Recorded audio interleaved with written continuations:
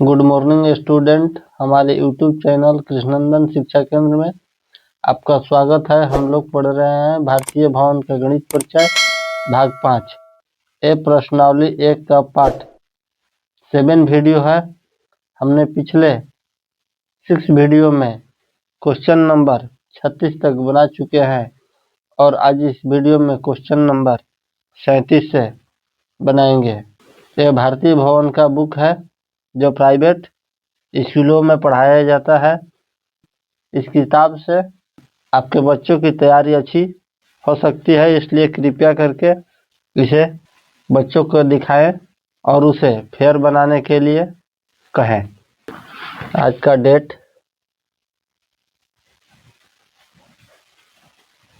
लिख देंगे। आज आप जिस डेट को बनाएंगे यहाँ पर डेट रहेगा।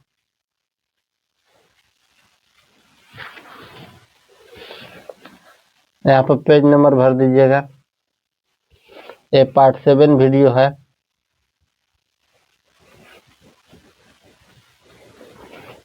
एक्सरसाइज 1 का यानी प्रश्नावली 1 का क्वेश्चन नंबर 37 में दिया है कि बढ़ते क्रम में लिखें। इनको बढ़ते क्रम में लिखें। तो क्वेश्चन नंबर 36 में आगे बना चुके हैं कि घटते क्रम में लिखें। पीछे दिया था कि घटते क्रम में लिखें यानी अवरोही क्रम में। अब बढ़ते क्रम को कहते हैं आरोही क्रम। बढ़ते क्रम को कहते हैं आरोही क्रम। आरोही क्रम और घटते क्रम के अवरोही क्रम।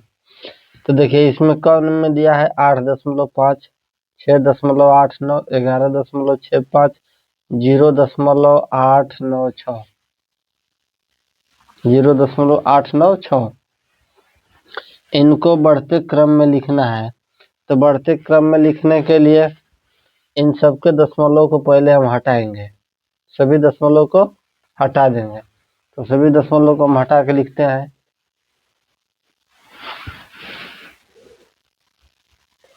लिखेंगे दशमलव हटा के लिखते हैं। 85, ये हो गया 689, ये हो जाएगा 1165,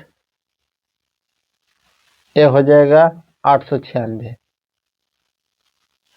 जब दशमलव हटाए हैं तो उनके नीचे हम बटा में अंक लिखेंगे। दशमलव के लिए इस 8.5 के लिए दशमलव का 1 लिखेंगे और इधर 1 अंक है तो 1 जीरो देंगे। अच्छा, 689 के लिए यहाँ पर दशमलव है तो दशमलव का 1 और 8 9 2 अंक है तो 2 जीरो। इसमें 11 के बाद 2 अंक है तो 1 लिख के 2 जीरो। इसमें दशमलव यहाँ है, इसके इधर 3 अंक है। दशमलव के लिए 1 और अंकों के लिए 3 अंक, 3 जीरो। अब नीचे सभी हर को समान करेंगे यानी बराबर करेंगे। इसमें देखिए 10 है, इसमें यहाँ 100 है, यहाँ 100 है, यहाँ 1000 है, तो सबको 1000 करेंगे।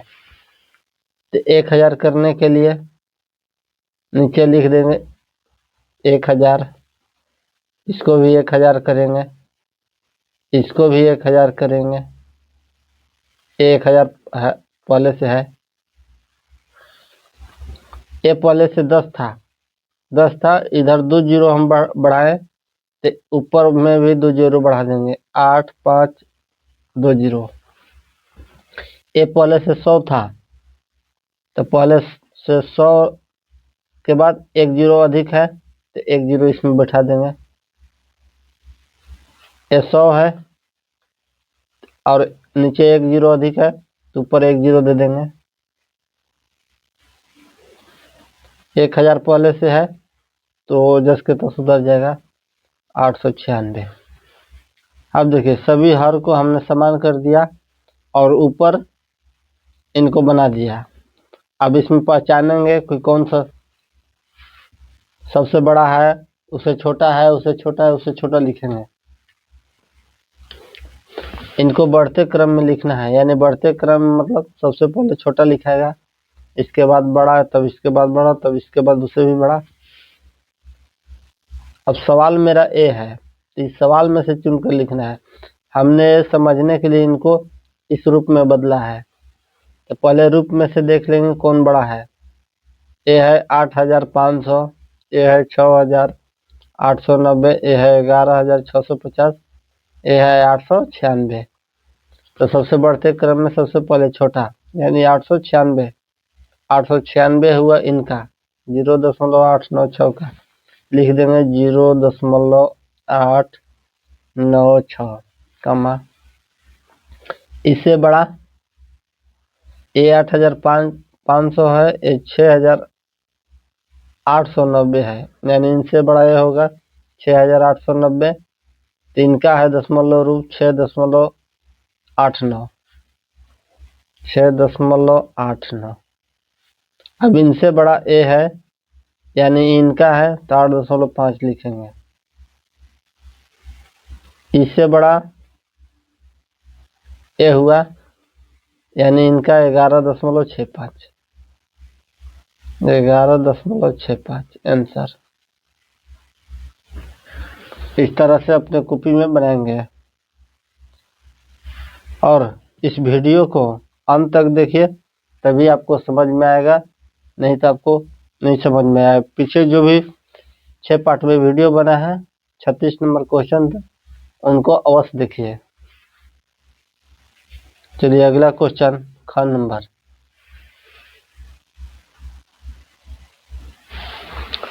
ख में दिया है 2.52, 1.89, 0.695, 0.9। अब इनको जिस तरह से क को बदले उसी तरह से इनको भी बनाएंगे, अंश और हर में लिखेंगे। देखिए दशमलव के पहले हटाएंगे तो लिखेंगे 252 इनका, दशमलव के लिए 1 और दशमलव के इधर 2 अंक 2 जीरो देंगे कमा। 189 लिखेंगे और दशमलव के लिए इधर 2 अंक 2 जीरो देंगे कमा। 695 लिखेंगे, दशमलव के इधर 0 है, इसका कोई मतलब नहीं, 695 लिखेंगे और 1 लिखेंगे दशमलव का, इधर 3 अंक है, 3 जीरो देंगे। दशमलव के इधर 9 है तो 9 लिखेंगे, 1 लिख के 1 जीरो देंगे, इसलिए 1 अंक है इधर। अब देखिए सबसे नीचे हर में बड़ा 1000 है, यहाँ 100 है, यहाँ 100 है, यहाँ 1000 है, यहाँ 10 है, तो सबको 1000 के रूप में बदलेंगे। तो लिखेंगे 252/100, इसमें 1 जीरो बढ़ा देंगे तो 1000 हो जाएगा, तो 1 जीरो ऊपर भी बढ़ाएंगे। 189, 100 नीचे दिया है, इसको भी बराबर करेंगे, 1 जीरो नीचे देंगे तो 1 जीरो ऊपर भी देंगे। इनको लिख देंगे 695/1000। इनको लिखेंगे 10 है तो 10 है तो इनको 1000 बनाने के लिए 2 जीरो देंगे, ऊपर भी 9 में 2 जीरो दे देंगे। अब इनको बनाएंगे।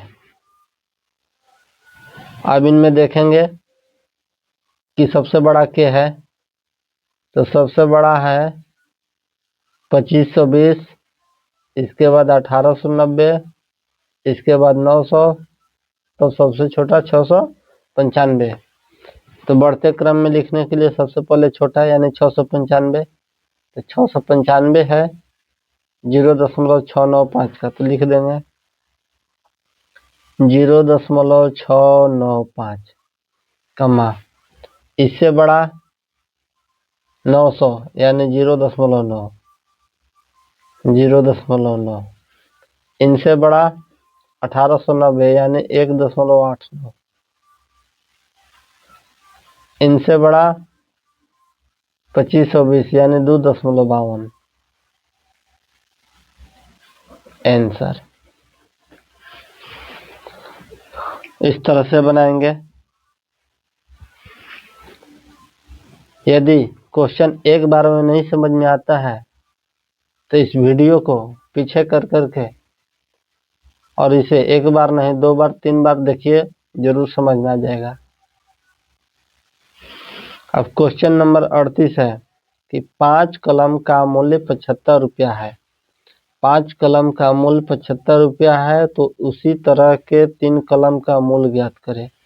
यानी 5 कलम का मूल्य आपको 75 रुपया है तो हमको 3 कलम का मूल्य निकालना है। तो जब 5 कलम का मूल्य 75 रुपया है तो पहले 1 कलम का मालूम करेंगे, इसके बाद 3 कलम का मालूम करेंगे। तो बनाएंगे, इनको चुकी पर बनाएंगे। चुकी देने के लिए पहले लिखेंगे चुकी, यानी चुकी में 2 ऊपर 1 नीचे। चुकी लिखेंगे कि 5 कलम का मूल्य 75 रुपया है। क्वेश्चन में दिया है कि 5 कलम का मूल्य 75 रुपया है, तो लिखेंगे इसलिए जब 5 कलम का मूल्य 75 रुपया है तो पहले 1 कलम का निकालेंगे, इसलिए 1 कलम का मूल्य। जब 5 कलम का मूल्य 75 रुपया है तो 1 कलम का मूल्य 75 रुपये से कम होगा, तो कम के लिए क्या करते हैं, भागा देते हैं। यानी 75 में 1 कलम का मूल्य निकालने के लिए 75 रुपये में 5 रुपये से भागा देंगे, 5 कलम से देंगे तो 5 ले कटाएंगे, यानी बटा का मतलब भागा हो गया। 5 ले कटाएंगे, कितने बार में 75 कटेगा, 15 बार में। यानी 1 कलम का मूल्य हो गया 15 रुपया। जब 1 कलम का मूल्य निकल के आ गया तो हम 3 कलम का निकाल सकते हैं। क्वेश्चन में पूछा है कि 3 कलम का मूल्य ज्ञात करें। फिर लिखेंगे इसलिए 3 कलम का मूल्य। 1 कलम का मूल्य 15 रुपया निकला तो 3 कलम का मूल्य, जब 1 कलम का 15 रुपया है तो 3 कलम का गुना कर देंगे। 15 रुपया गुने 3 तो 15 30 15 29 15 तिया 45 रुपया। यानी 3 कलम का मूल्य हो गया 45 रुपया। 45 रुपया आंसर। इस तरह से बनाएंगे।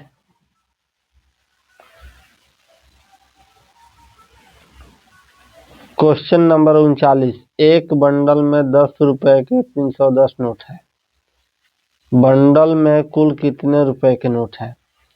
39 में है कि एक बंडल में 10 रुपए के 310 नोट है, तो बंडल में कुल कितने रुपए के नोट है। एक बंडल है, उसमें 10-10 रुपए के 310 नोट है।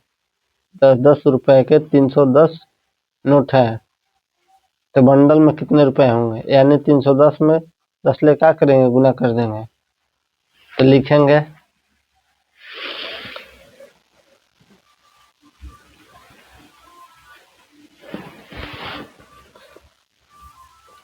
चूंकि 10 रुपए के 310 नोट है, इसलिए कुल रुपए 310 गुने 10। तो किसी भी अंक में 1 जीरो हो या 2 जीरो, 10 ले गुना करना हो या 20 ले गुना करना हो या 30 ले गुना करना हो, तो 310 लिख करके 1 जीरो ये बढ़ जाता है, यानी 3100 रुपया। जब 10 रुपए के 310 नोट है तो कुल 3100 रुपए वो है। क्वेश्चन नंबर 40, 6:45 पूर्वाह्न के 8 घंटा बाद समय क्या होगा। यहाँ लिखा है कि 6:45 पूर्वाह्न के 8 घंटा बाद समय क्या होगा। तो 6:45 पूर्वाह्न दिया है। पूर्वाह्न और अपराह्न होता है, इसके बारे में भी पता नहीं होगा देखिए, पूर्वाह्न का मतलब होता है सुबह में और अपराह्न का मतलब होता है शाम में। यानी दिया है कि 6:45 पूर्वाह्न यानी 6:45 सुबह में के 8 घंटा बाद समय क्या होगा, तो हम 8 घंटा उसमें जोड़ देंगे।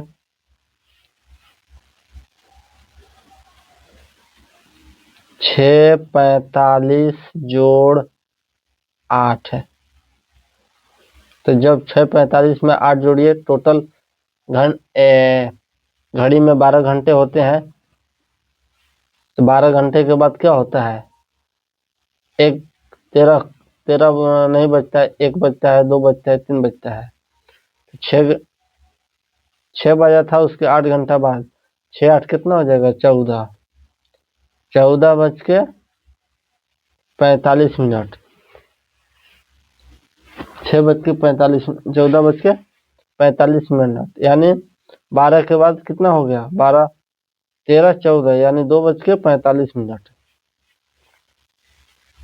जब दोपहर के बाद 2:45 हो जाता है यानी दोपहर 12 बजता है, तो उस समय हम लोग लिखते हैं अपराह्न। इसको लिखेंगे अपराह्न, अपराह्न यानी लिखेंगे 2:45 अपराह्न, अपराह्न लिखेंगे। 6:45 दिया है पूर्वाह्न। पूर्वाह्न का मतलब होता है सुबह, सुबह में। और दोपहर के जब 12 बज जाता है तो उस समय हो जाता है अपराह्न, अपराह्न। दोपहर के 12 बजता है अपराह्न, 12 बजे दोपहर से रात को 12 बजे तक, रात को 12 यानी 11:59 तक।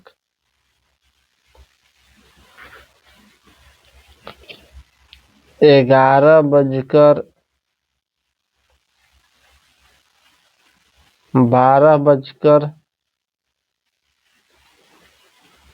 रात को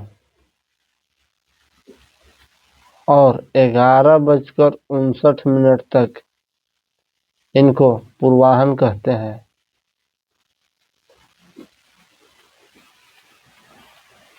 जब रात को 12 बजता है उस समय से लेकर दिन के 11:59 तक को पूर्वाह्न कहते हैं।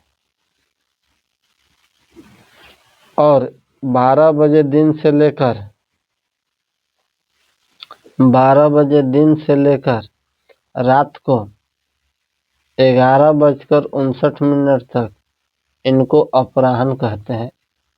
इस समय को अपराह्न कहते हैं। 12 बजकर रात को, जब पूरे रात को जब 12 होता है, 12 बजता है उस समय से लेकर दिन के 11:59 तक इस समय को पूर्वाह्न कहते हैं। और फिर दिन में जब 12 बजता है उस समय से लेकर रात के 11:59 तक इस समय को अपराह्न कहते हैं। तो यहाँ दिया है पूर्वाह्न यानी सुबह में, और पूछा है कि 8 घंटा बाद क्या समय होगा।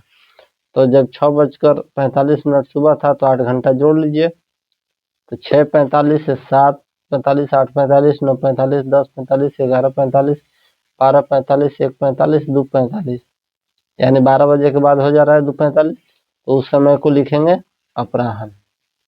2:45 अपराह्न,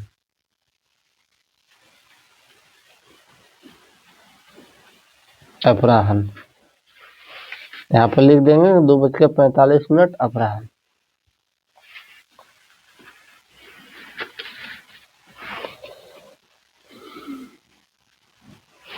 क्वेश्चन नंबर 41। एक कमीज में 1 मीटर 85 सेंटीमीटर कपड़ा लगता है, कपड़ा लगता है, तो 2 कमीज में कितना कपड़ा लगेगा। जब एक कमीज में 1 मीटर 85 सेंटीमीटर का कपड़ा लगता है तो 2 मीटर में ज्यादा लगेगा, तो ज्यादा के लिए गुना कर देंगे। इसको बनाएंगे, चूंकि एक कमीज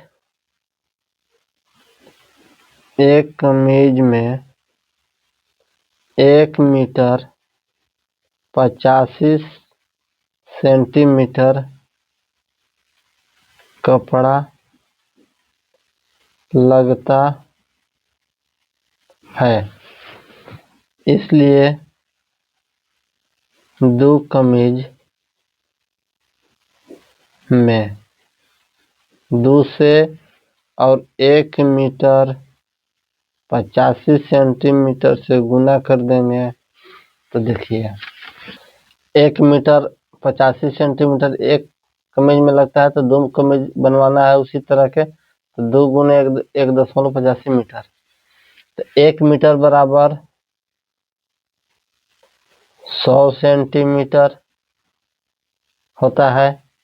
1 मीटर बराबर 100 सेंटीमीटर होता है, तो इसमें 1 मीटर 85 सेंटीमीटर दे रहा है, यानी 100 सेंटीमीटर और 85 सेंटीमीटर इनको जोड़ देंगे, 185 सेंटीमीटर।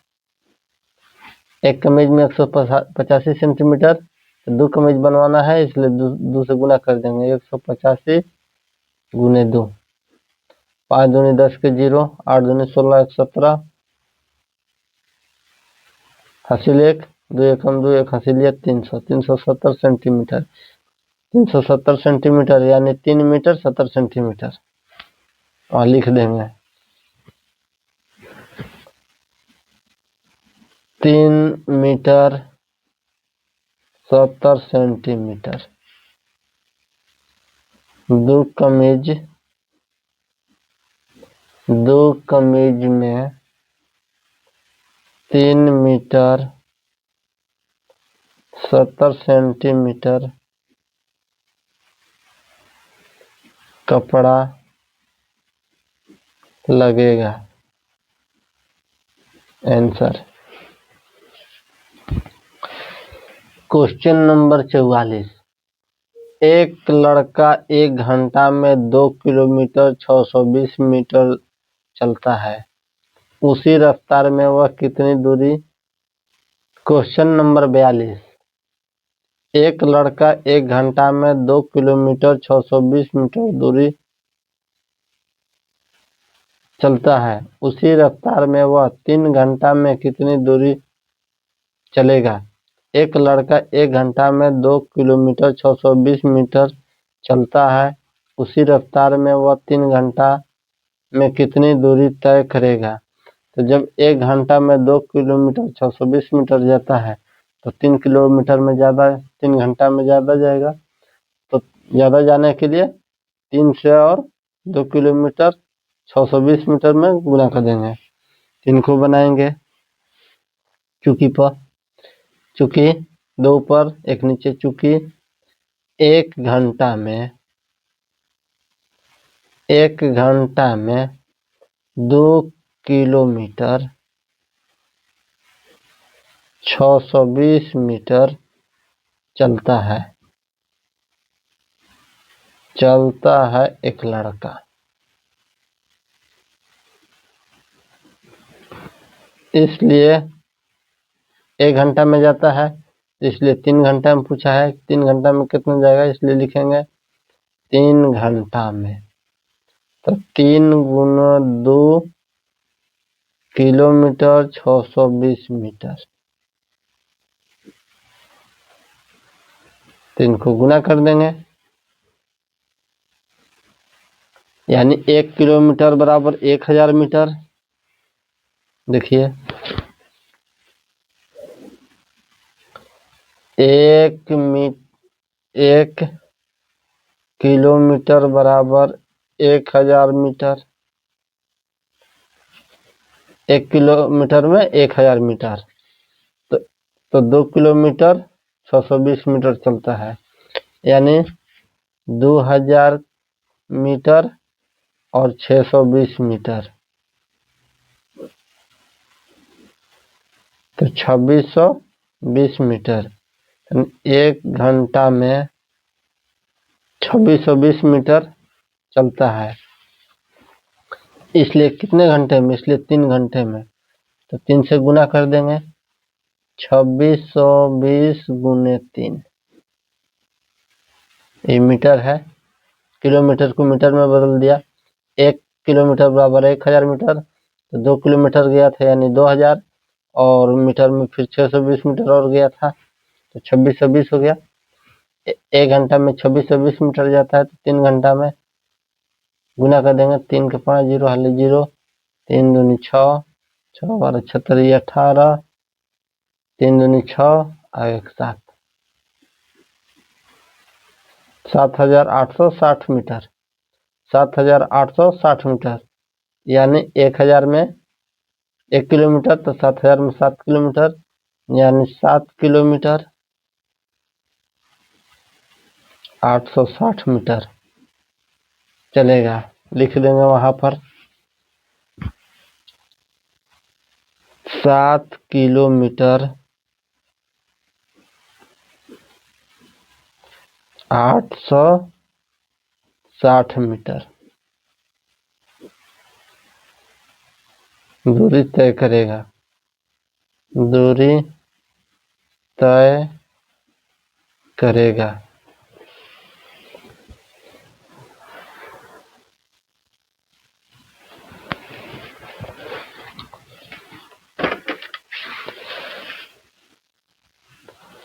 क्वेश्चन नंबर 43 कि 40 डिग्री का पूरक कोण क्या होगा। देखिए यहाँ बिंदु है 40 के ऊपर, 40 डिग्री का पूरक कोण क्या होगा।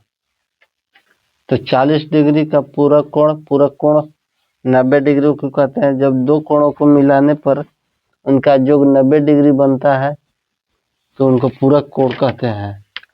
तो 40 डिग्री दिया है, अब 40 डिग्री में कितना और मिलाएंगे तो 90 डिग्री होगा, यानी 50 डिग्री मिलाएंगे तो 90 डिग्री होगा। तो 50 कैसे आएगा, 90 में से क्या करेंगे, 40 को घटा देंगे, लिखेंगे 40 डिग्री का पूरक कोण 90 डिग्री माइनस 40 डिग्री। हम 90 डिग्री में से 40 डिग्री को घटा देंगे, तो 90 में से 40 घटेगा तो 50 डिग्री। लिख देंगे 40 डिग्री का पूरक कोण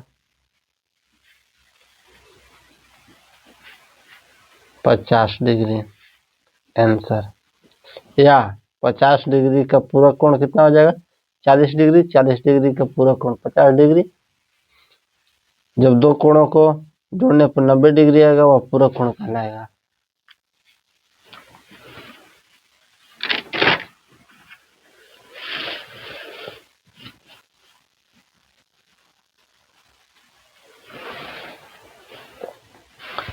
क्वेश्चन नंबर 44 कि 50 डिग्री का समपूरक कोण क्या होगा। 50 डिग्री का समपूरक कोण क्या होगा। तो समपूरक उस कोण को कहते हैं जब दो कोणों को मिलाने पर उनका योग 180 डिग्री बनता है। दो कोणों को मिलाने पर उनका योग 80 डिग्री 180 डिग्री बनता है, उसको समपूरक कोण कहते हैं।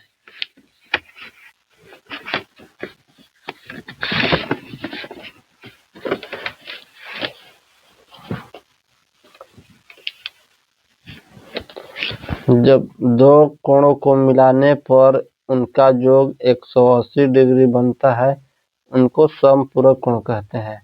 तो एक कोण दिया है 50 डिग्री, तो दूसरा कोण क्या होगा। एक कोण दिया है 50 डिग्री तो दूसरा कोण क्या होगा, यानी 180 डिग्री में से क्या करेंगे, 180 डिग्री में से 50 डिग्री घटा देंगे तो आ जाएगा 130 डिग्री, यानी 50 डिग्री का समपूरक कोण हो जाएगा 130 डिग्री। तो यहाँ लिखकर बनाएंगे 50 डिग्री का समपूरक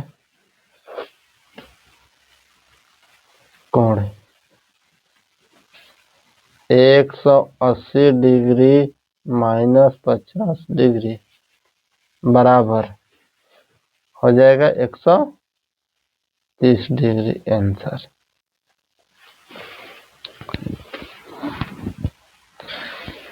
क्वेश्चन नंबर 45, कोण मापक की सहायता से 60 डिग्री का कोण बनाइए। कोण मापक की सहायता से 60 डिग्री का कोण बनाइए।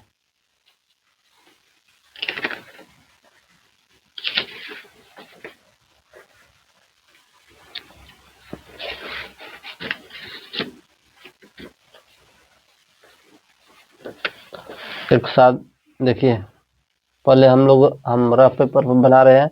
आप लोग कॉपी में क्वेश्चन उतार करके यहाँ जगह दे करके आप इसे बनाइएगा जिस तरह से हम बना रहे हैं। 60 डिग्री का कोण बनाना है, हम लोग 60 डिग्री का कोण बनाएंगे।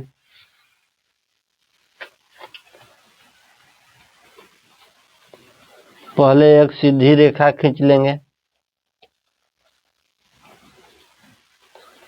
हम लोग पहले एक सीधी रेखा खींच लेंगे।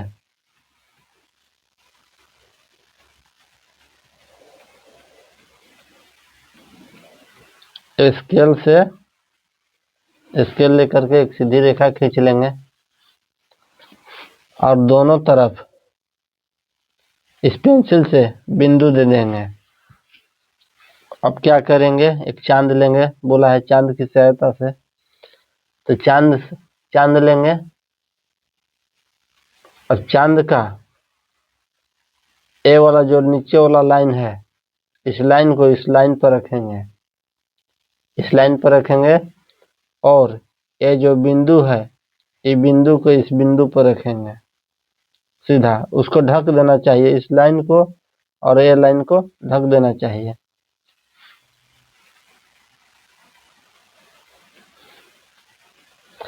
देखिए, जो ये 90 डिग्री की तरफ से आया है यहाँ पर, इस लाइन पर, इस लाइन से इस लाइन पर, तो इस रेखा को ये ढक देनी चाहिए और इस बिंदु पर ये बिंदु होना चाहिए। अब 60 डिग्री का बोला है तो हम लोग इधर से गिन देखेंगे कहाँ 60 है। यहाँ 0, 10, 20, 30, 40, 50, 60, यानी यहाँ पर है। यहाँ पर एक बिंदु दे देंगे, 60 के सामने एक बिंदु दे देंगे। अब हटा देंगे। अब स्केल से इसको मिला देंगे। स्केल से क्या करेंगे, इस बिंदु को और इस बिंदु को मिला देंगे।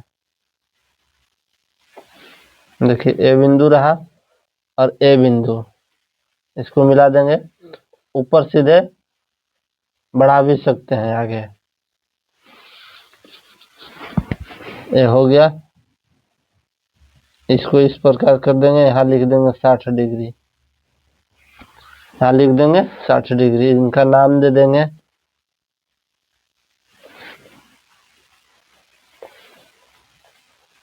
A B C. ए बन गया 60 डिग्री का कोण चांद की सहायता से। इसी तरह से अपने कॉपी में वहां उतार देंगे।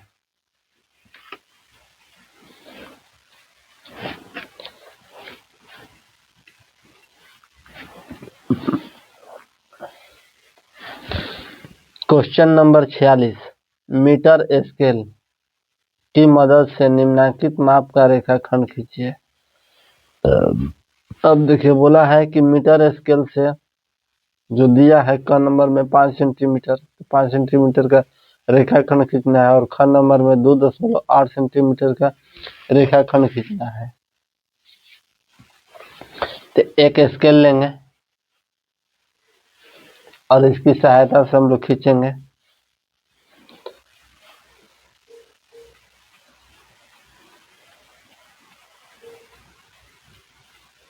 देखिए, स्केल रहा, क नंबर में बोला है कि 5 सेंटीमीटर, तो 5 सेंटीमीटर यहाँ है। 5 सेंटीमीटर जीरो से इधर से यहाँ तक 5 सेंटीमीटर हमको रेखाखंड खींचना है। तो खींचेंगे। देखिए, 5 सेंटीमीटर ये है, तो यहाँ क्या करेंगे, 5 सेंटीमीटर के यहाँ बिंदु दे देंगे और 0 पर बिंदु दे देंगे और यहाँ से यहाँ तक इनको मिला देंगे। यह हो गया 5 सेंटीमीटर का। इनका नाम लिख देंगे ए बी, यहाँ लिख देंगे 5 सेंटीमीटर। इस तरह से अपने कॉपी में बनाएंगे। ख बोला है कि 2.8 सेंटीमीटर, तो 2.8 है। देखिए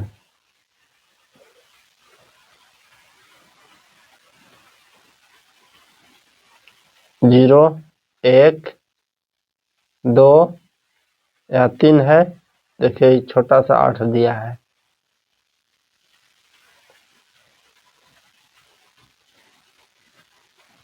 देखिए 8 दिया है। यहाँ पर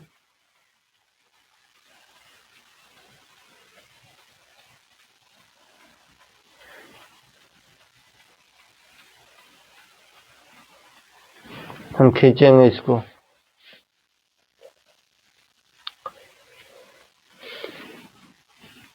जीरो से 2.8 तक, ये 2 हुआ, यहाँ 8 है, यहाँ तक इनको मिला देंगे और लिख देंगे 2.8 सेंटीमीटर। इनका कुछ नाम दे देंगे P और इधर Q।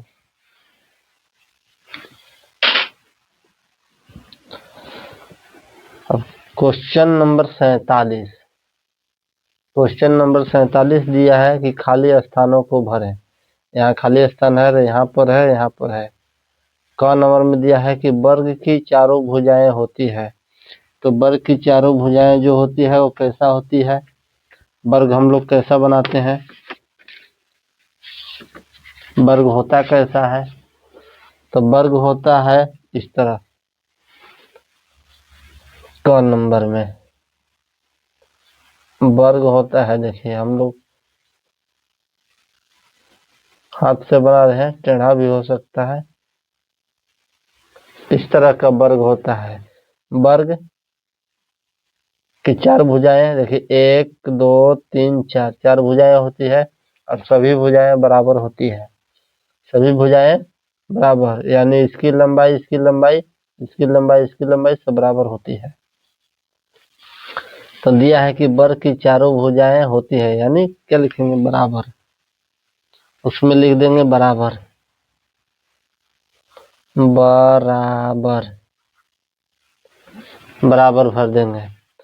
ख नंबर में दिया है कि त्रिभुज के का भुजाएं होती है। त्रिभुज की भुजाएं होती है। त्रिभुज कैसा होता है? तो त्रिभुज देखिए इस प्रकार का होता है। यह हुआ त्रिभुज। त्रिभुज की कै भुजा? 1 भुजा, 2 भुजा, 3 भुजा। तो त्रिभुज की भुजाएं होती है, यानी कितनी भुजाएं? 3। या तो इस तरह लिखेंगे या हिंदी में इस तरफ लिख दे, ऐसा लिखेंगे। गोला एक आकृति है। गोला एक आकृति है, तो गोला देखिए ऐसा होता है, गोल जैसा। तो गोला एक आकृति है, तो गोला एक ठोस आकृति है। इसमें भर देंगे ठोस।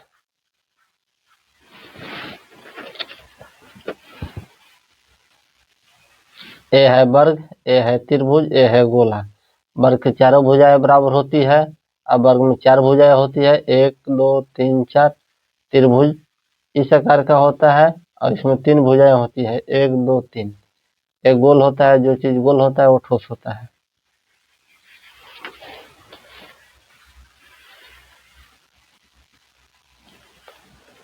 क्वेश्चन नंबर 48 कि नीचे की आकृति में त्रिभुजों की संख्या बताएं। नीचे की आकृति में त्रिभुजों की संख्या बतलाएं। इनका नाम दे देंगे ए बी सी डी और यहाँ ओ। अब इनका नाम बतलाना है कि कितने से त्रिभुज की संख्या बतलाना है। तो त्रिभुज कैसा होता है? त्रिभुज 3 भुजा वाला होता है। इसमें 3 भुजा से गिनेंगे कितने त्रिभुज बनता है। तो देखिए पहले AOD, AOD एक त्रिभुज हुआ, AOD एक त्रिभुज। अब DOC, DOC दो त्रिभुज DOC। अब COB, COB यानी COB एक त्रिभुज हुआ। अब BOA, BOA एक त्रिभुज हुआ, BOA। अब देखिए ABD, ABD एक त्रिभुज, ABD एक त्रिभुज। और BDC, BDC एक त्रिभुज।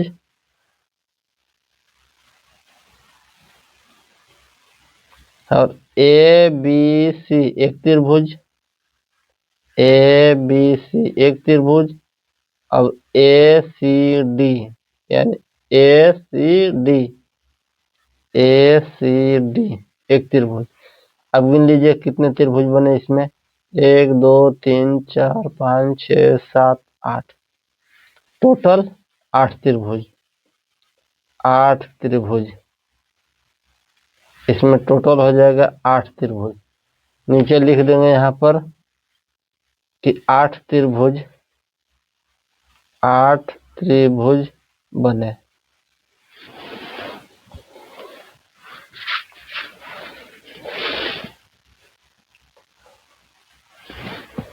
क्वेश्चन नंबर 39, निम्नलिखित आकृति का परिमाप ज्ञात करें। निम्नलिखित आकृति का परिमाप ज्ञात कीजिए। ये आकृति दिया है, इनका परिमाप निकालना है। तो परिमाप उसे कहते हैं, इनकी सभी बाहर की चौड़ाइयों को जोड़ देंगे, वो परिमाप निकल जाएगा। तो लिखेंगे आकृति का कुल परिमाप, आकृति की कुल परिमाप, इनको जोड़ेंगे। देखिए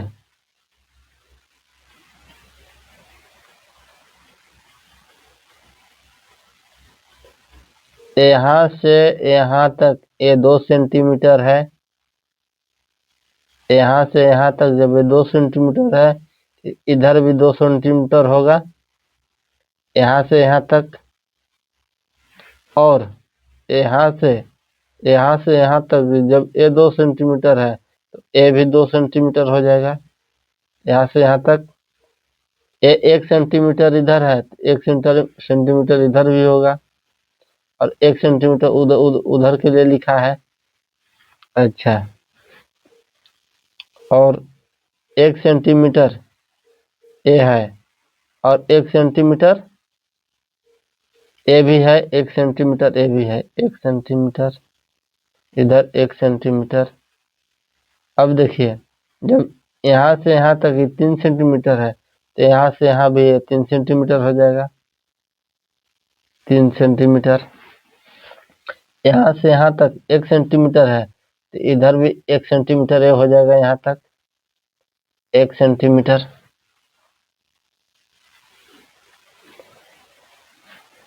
और ये 1 सेंटीमीटर है, तो ये भी 1 सेंटीमीटर हो जाएगा, और ए वाला 1 सेंटीमीटर हो जाएगा। और यहाँ से यहाँ तक दिया है कितना, कुल 4 सेंटीमीटर। ये नहीं होगा, यहाँ से यहाँ तक 4 सेंटीमीटर दिया है। तो जब ये 2 सेंटीमीटर इधर है, 1 सेंटीमीटर इधर बढ़ेगा, 1 सेंटीमीटर इधर बढ़ेगा, तभी ना 2 4 हो जाएगा। तो लिखेंगे पहले 2 सेंटीमीटर, 2 सेंटीमीटर जोड़ ए 2 सेंटीमीटर जोड़ ए 1 सेंटीमीटर जोड़ इधर का 1 सेंटीमीटर जोड़ इधर का लिख दे, इधर का 1 सेंटीमीटर, इधर का 3 सेंटीमीटर, इधर का 1 सेंटीमीटर इधर का 1 सेंटीमीटर, इधर का 4 सेंटीमीटर, इधर का 1 सेंटीमीटर, इधर का 1 सेंटीमीटर, इधर का ये 3 सेंटीमीटर, जो ऊपर 3 है तो ये 3 हो जाएगा जोड़। यहाँ से यहाँ तक 1 सेंटीमीटर, यहाँ से यहाँ तक 1 सेंटीमीटर, यहाँ से यहाँ तक 1 सेंटीमीटर,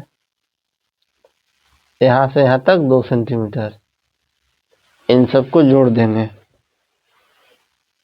तो जोड़ेंगे 2 2 4 और 1 5 और 1 6, 1 7 और 3 10, 1 11, 1 12, 12 और 4 16, 16 1 17, 17 1 18, 19 20 21 1 22 23 24 25 26 27।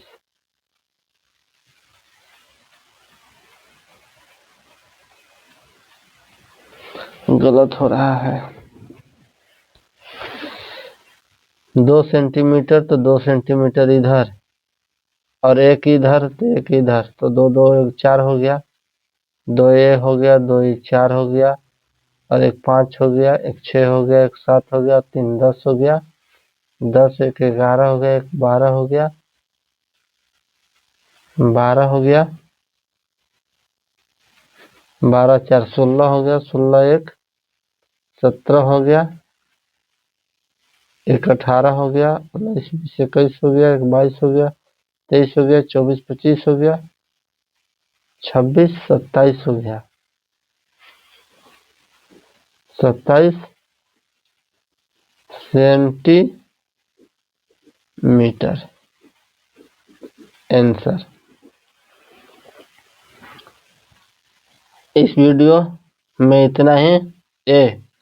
एक्सरसाइज 1 का कंप्लीट हुआ क्वेश्चन नंबर 49 तक। अगला वीडियो में प्रश्नावली 2 को बनाएंगे। तो मिलते हैं नेक्स्ट वीडियो में, तब तक के लिए धन्यवाद। और हमारे इस यूट्यूब चैनल कृष्णनंदन शिक्षा केंद्र को सब्सक्राइब करें और लाइक करें और दोस्तों में ज़्यादा से ज़्यादा शेयर करें।